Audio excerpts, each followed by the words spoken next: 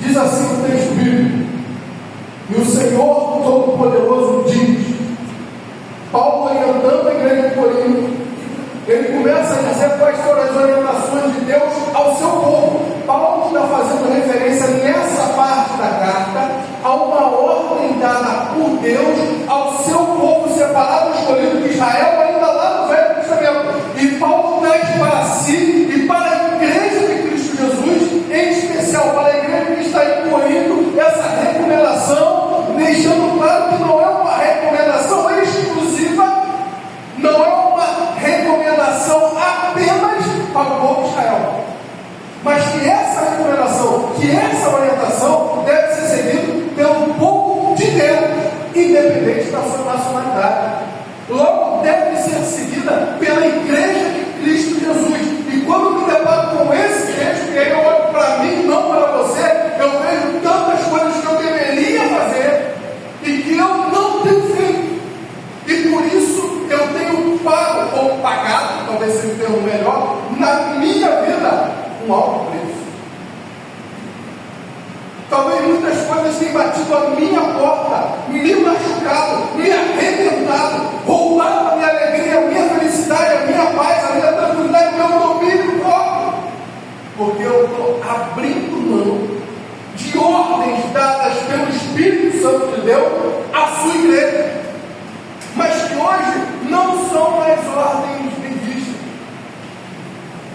Não traz porte, não traz popularidade, pelo contrário, me coloca muitas vezes em situações embaraçosas.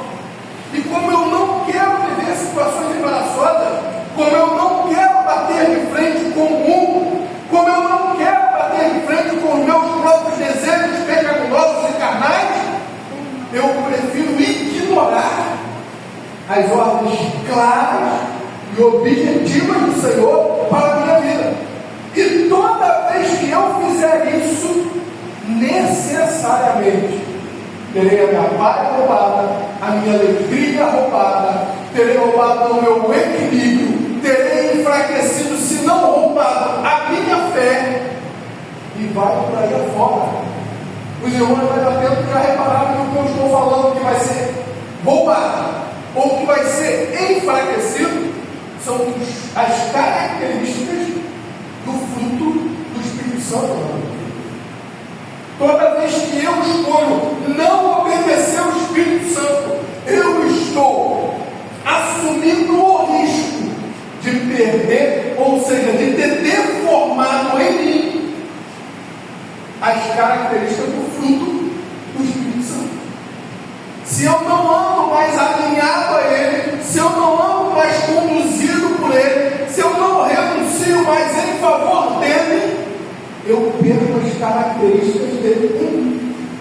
E Paulo, orientando a igreja de Corinto, diz assim: o Senhor Todo-Poderoso diz: saiam do meio dos pagãos, separem-se deles.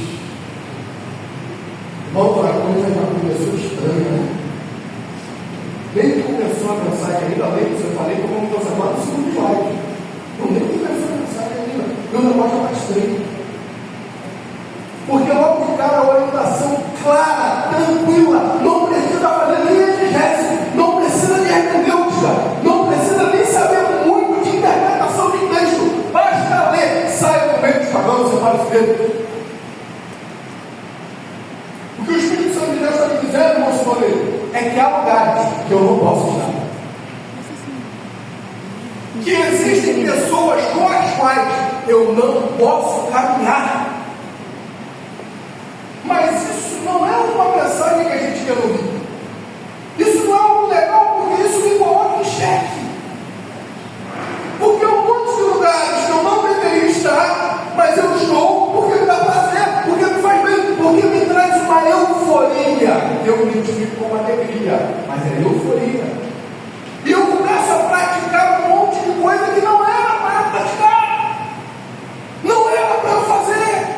Eu começo a estar em lugares e com companhias que não eram para eu estar.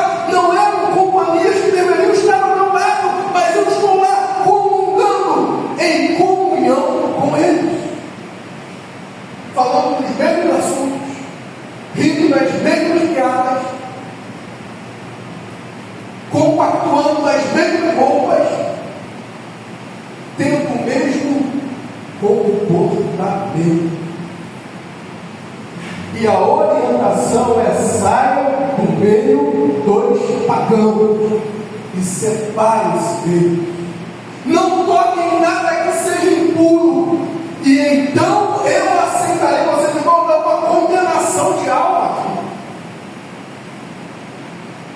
O que está aqui é uma condenação de alma. Se eu não sair do meio dos pagãos, se eu não me separar deles, se eu tocar em coisas impuras, eu não serei aceito por Deus.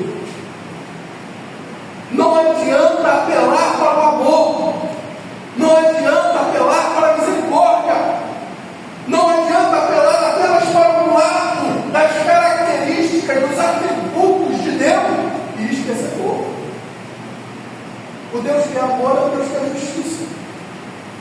O Deus que é misericórdia é o Deus que é juízo. O Deus que perdoa com compaixão é o mesmo Deus que permitiu que o profeta Eliseu amaldiçoasse 40 ou 42 jovens e viesse 2 vezes e matasse todos eles. É o mesmo Deus. O amor, do perdão, da misericórdia é o mesmo Deus. E é esse Deus que, usando o seu servo, o apóstolo Paulo, diz assim: não toque em nada que seja impura, então eu aceitarei vocês. Se ele me aceita, se eu obedecer isso, o que acontece se eu não obedecer? Não adianta achar que eu sou uma pessoa boazinha, que eu pago as minhas contas. Vamos ser sincero, ser bom não é nada a ver com a nossa obrigação. Eu sou bom. Você queria ser o quê? Não. Ser bom é uma obrigação.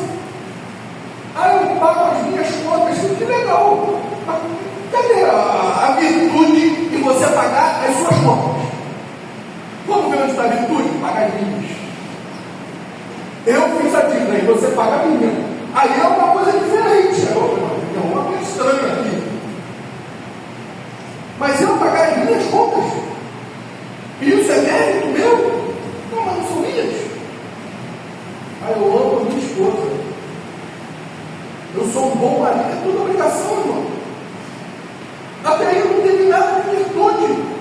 Ser um bom pai é obrigação, ser um bom marido é obrigação, amar a esposa é obrigação, cuidar da família é obrigação. Até aí não houve virtude em nada. Nós estamos literalmente como servos inúteis, fazendo apenas aquilo que nos foi exigido.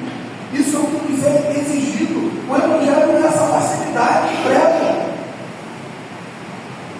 Há uma vara de aferir, há um padrão a ser seguido, sim.